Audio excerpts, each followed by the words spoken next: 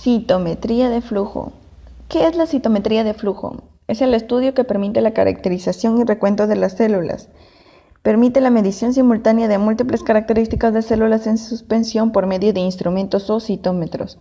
Esta tiene la capacidad de analizar un elevado número de partículas adquiridas entre 1000 a más de 100.000 células en un corto periodo de tiempo, entre decenas de miles de células por segundo. También va a realizar medidas cualitativas y cuantitativas de más de 15 parámetros simultáneamente,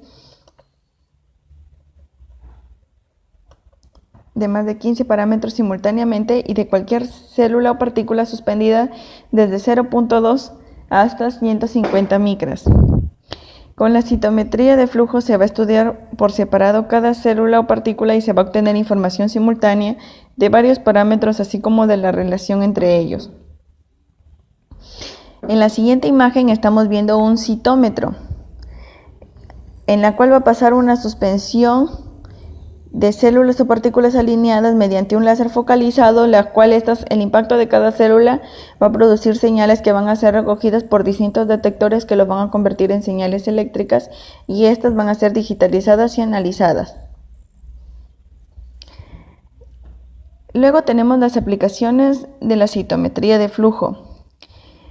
La utilidad de la citometría de flujo se fundamenta en que en relación con otras metodologías va a aportar una gran sensibilidad, objetividad, rapidez y versatilidad analítica al estudio de cada célula, lo que va a permitir su aplicación en áreas diversas como la detención y cuantificación de células tumorales, la monitorización de diferentes procedimientos terapéuticos, la cuantificación de ácidos nucleicos, el análisis de cromosomas, la detención y cuantificación de antígenos, entre otras.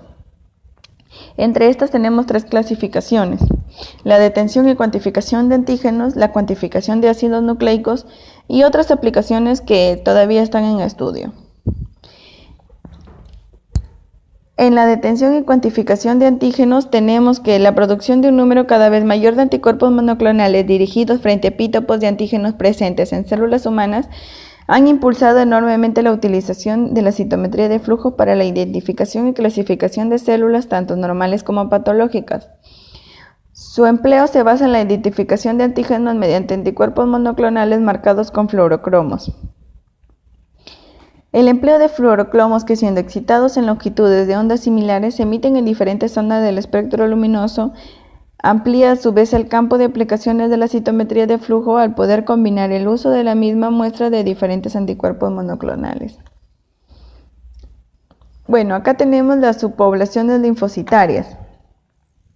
En las subpoblaciones linfocitarias tenemos que hoy en día hay una especial relevancia en el síndrome de inmunodeficiencia adquirida, debido, por un lado, a la expansión experimentada en la última década por el virus de la inmunodeficiencia humana, y por otra parte que la cuantificación en sangre periférica del número de células T, CD4 y de los linfocitos CD8 y CD38 poseen en estos pacientes gran valor diagnóstico y pronóstico. Estos factores han contribuido de forma decisiva a que la determinación de las células linfocitarias, de que las poblaciones linfocitarias representen una técnica de rutina en muchos laboratorios. Asimismo, también para la utilidad de la determinación ha quedado ampliamente demostrada en otras áreas, en el diagnóstico y clasificación de inmunodeficiencias primarias, en la monitorización de enfermedades autoinmunes como la esclerosis múltiple, el lupus eritematoso sistémico, la artritis reumatoide, la artritis psoriásica o la enfermedad de Gray. También tenemos el inmunofenotipaje de leucemias y linfomas. Se conoce la utilidad de inmunofenotipo en la clasificación de leucemias linfoblásticas agudas, así como en la crisis blásticas o los síndromes mieloproliferativos y mielodisplásicos, con sus correspondientes implicaciones terapéuticas y pronósticas. En el caso de las leucemias mieloblásticas agudas, la importancia de inmunofenotipaje resulta evidente en el diagnóstico de las leucemias megacarioblásticas y de la variante microgranular de la leucemia promielocítica, que morfológicamente pueden plantear problemas diagnósticos y en la clasificación de estas leucemias a través de la definición de la expresión de antígenos frente a las diferentes líneas mieloides y sus estadios madurativos. Y en la siguiente vamos a tener otras aplicaciones de la determinación de antígenos. La utilización de las técnicas de inmunofluorescencia para la detención de inmunoglobulinas humanas mediante la citometría de flujo ha abierto las puertas de utilización de esta tecnología como método de rutina en el diagnóstico de diferentes enfermedades autoinmunes como la púrpura trombopénica idiopática, las anemias hemolíticas y las neutropenias autoinmunes. Por otra parte, su empleo también para la realización del test cruzado linfocitario, que va a constituir en la actualidad al método de mayor sensibilidad y especificidad para demostrar previamente un trasplante la presencia de anticuerpos preformados dirigidos frente a antígenos de células de endotelio vascular y del sistema monocítico. En la siguiente tenemos la cuantificación de ácidos nucleicos. En la cuantificación de ácidos nucleicos, mediante el empleo de diferentes compuestos químicos fluorescentes capaces de unirse de forma específica al ADN o al ARN o a ambos, representados desde un punto de vista cronológico. En la cuantificación de ADN tenemos que en la actualidad existe un gran número de fluorocromos capaces de unirse al ADN celular. De ellos tenemos el yoduro de propidio y el bromuro de tidio, que son los del uso más extendido en citometría de flujo. Ambos se excitan a longitudes de onda de 488, luz disponible en la mayoría de citómetros de flujo, y se van a unir de forma estequiométrica al ADN de doble cadena.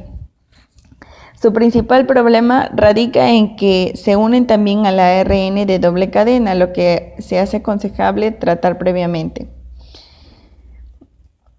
Además, para su tensión con estos fluorocromos, la membrana de las células necesita haber sido fijada y o permeabilizada, con lo que su utilización se limita a células que no vayan a ser separadas y cultivadas posteriormente.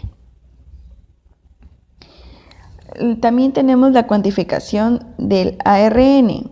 Acá en la cuantificación de ARN, mediante el citómetro de flujo, empleando diferentes fluorocromos como la naranja de tiazol, la tioflavina T o la pironina Y. Tiene especial relevancia en el diagnóstico clínico por su utilización como técnica de rutina para el recuento de reticulocitos con el fin de conocer el equilibrio entre la producción y destrucción de eritrocitos y en líneas generales la producción celular de la médula ósea. En relación con las técnicas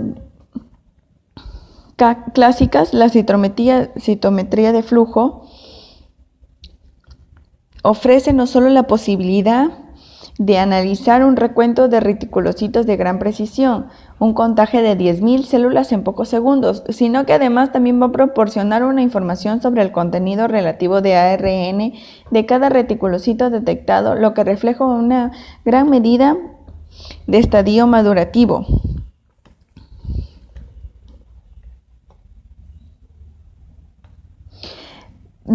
Tenemos que acá, pese a que la aplicación más extendida de la cuantificación de ARN en el diagnóstico clínico, hay que recordar que la cuantificación simultánea de ADN y ARN mediante la citometría de flujo va a proporcionar también una información de gran utilidad para el conocimiento de la actividad metabólica celular, que en ocasiones posee importante repercusión clínica.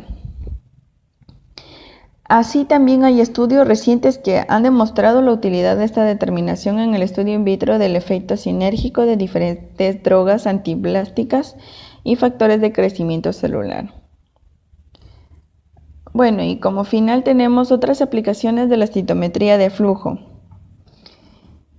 Acá solo estoy mencionando el cariotipo de flujo y la separación de cromosomas, pero podemos decir que en la actualidad las aplicaciones experimentales de la citometría de flujo son muy diversas.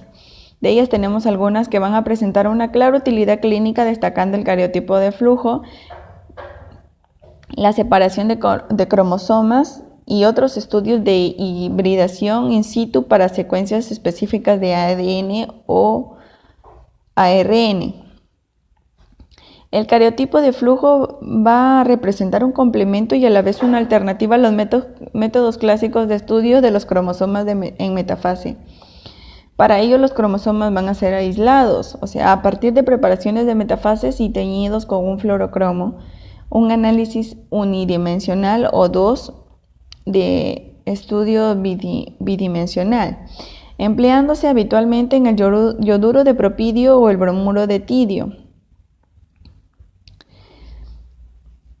Bueno, finalmente estos cromosomas en suspensión son analizados al pasar por uno en uno delante de una fuente de la luz del citómetro.